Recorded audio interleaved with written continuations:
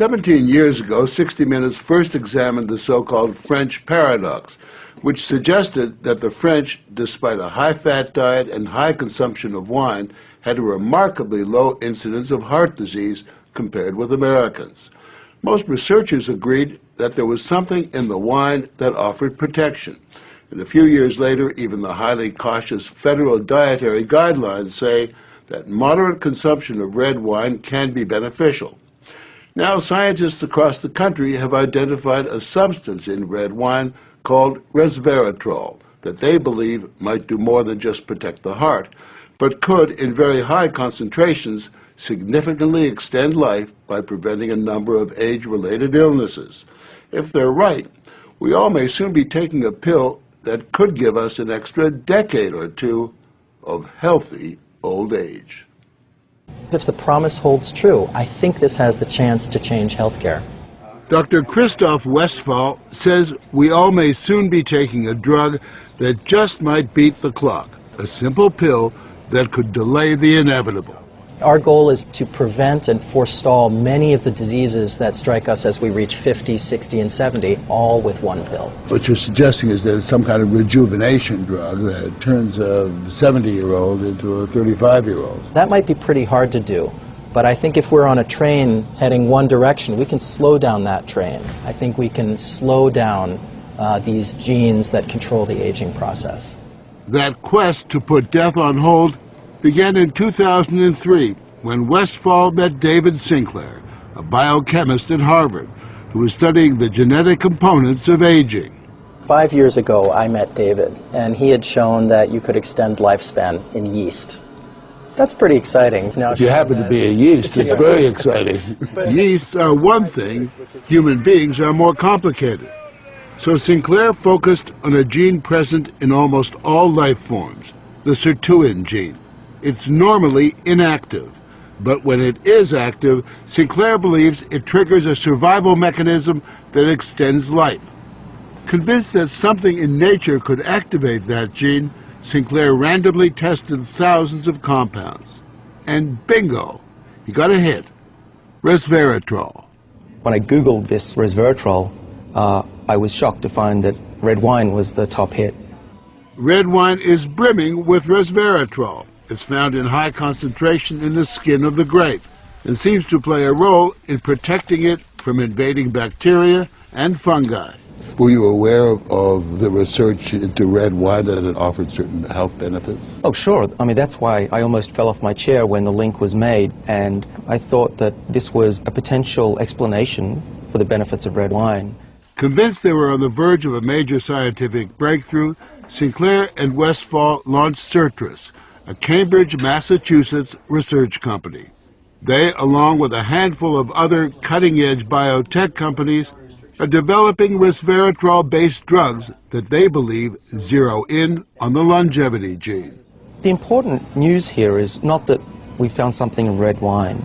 The important thing is that we passed a milestone where we can now make drugs based on this knowledge and potentially slow down aging itself. Everyone from plastic surgeons to your friendly snake oil salesman have been promising a ticket to eternal youth for some time.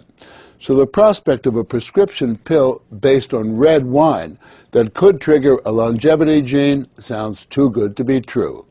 And yet, scientists have actually known for years of one surefire way of doing that.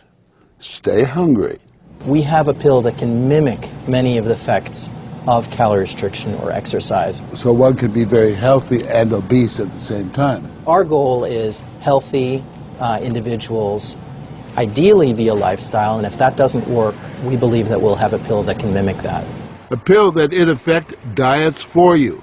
A pill that turns on the survival gene. And what we're trying to do with our drugs here is to put the body in a defensive state, to ring the alarm bells and get the body to defend itself, instead of dieting to set the alarm off, pop a pill. The pill is a highly concentrated form of resveratrol, a virtual vineyard of healthy living. How much red wine would you have to drink to get the kind of resveratrol that you're using? The sad news is that you'd need to drink about 1,000 bottles a day of red wine, which I don't recommend. The pill itself may not extend lifespan, but could prevent the diseases of aging. Alzheimer's, diabetes, heart disease, even cancer. What we're talking about is activating the body's natural genetic defenses against diseases, and that's very powerful if we can harness that. Resveratrol has been tested on mice, and the results have been encouraging. In this test video provided by Sertris, both of the mice have been fed a high-fat diet for 12 weeks. But when placed on a treadmill, the mouse on the right ran twice as far. He was taking high concentrations of resveratrol. You have fat mice and you have fat mice with resveratrol, and the ones that are on resveratrol, they can run twice as far and they live longer, about 20% longer. Other studies showed that among mice fed a high-fat diet, those given resveratrol didn't gain as much weight as those not given the drug. Sinclair believes that resveratrol actually changes the physiology of the mice. The proof, he says, is in the post-mortem.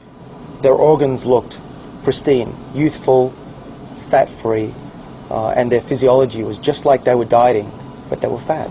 Convinced they were on the right path, they fast-tracked the drug into human trials on people with untreated diabetes, and the results were impressive. It significantly lowered glucose and insulin levels without the patients changing their diet or taking any other drugs. Originally, our hope was that you'd be able to prevent diseases of aging. What we ended up seeing is actually you could therapeutically intervene in patients who have diseases of aging, and that was unexpected.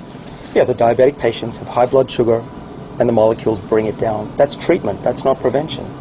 Sertris is now developing what they say is a much more potent synthetic version of resveratrol that will also soon go into human trials, this time on cancer patients. I keep on thinking, you know, what used to seem like it was science fiction, I actually believe the biology is right, and if we're right, this may be the most important thing that we're going to do in our lives. Possibly, but it is important to remember that 9 out of 10 drugs that look good in mice ultimately fail in human trials. Still, the speed and results generated by Sertris and the resveratrol drugs are unusual, and Sinclair believes these drugs will not only keep people living longer, but will keep them healthy longer. What we're talking about is potentially making a 90-year-old as healthy as a 60-year-old. A 90-year-old can play tennis and see their great-grandkids graduate from college. People will live active, healthy lives and then die quietly in their sleep, and that's really the aim here with these medicines. Are we on the edge of maintaining active lives into our hundreds, for example? Well, we've certainly passed a corner in terms of the science, and someone's going to achieve it, and if it's not us, it's going to be someone else. But the question that most of us want answered is, when do we get this pill? I would say 5 years, to be conservative, that this will happen within our lifetimes. I'm fairly certain about that. One measure of the potential of this research, Dr. Sinclair and Dr. Westfall's little startup company was recently bought by the pharmaceutical giant GlaxoSmithKline for almost $750 million.